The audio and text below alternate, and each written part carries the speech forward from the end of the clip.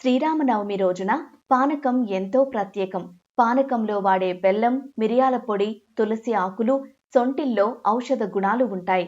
ఈ పానీయం తాగడం వల్ల శరీరానికి చలువ చేయడమే కాకుండా మరిన్ని ప్రయోజనాలుంటాయి.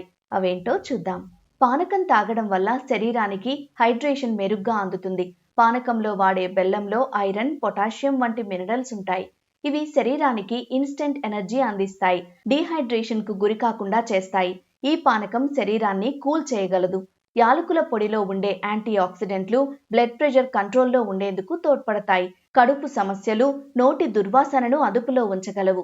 పానకంలో మిరియాలను కూడా వాడతారు. వీటిలో vitamin A, C, selenium, beta carotene వంటి మరిన్ని పోషకాలుంటాయి. ఇవి శరీరాన్ని డిటాక్సిఫికేషన్ చేయగలవు. అలాగే మూత్ర సంబంధిత సమస్యలు తగ్గేందుకు తోడ్పడతాయి. ఇమ్యూనిటీని కూడా పెంచగలవు.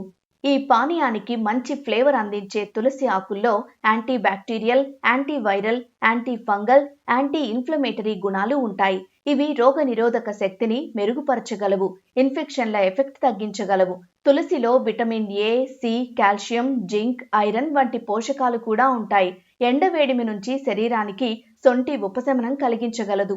కఫం, అజీర్తి, కడుపు నొప్పి వంటి సమస్యలు తగ్గేందుకు ఇది తోడ్పడుతుంది. వాతావరణ మార్పుల వల్ల వచ్చే జలుబు, దగ్గు రాకుండా ఉండేందుకు కూడా సహకరిస్తుంది.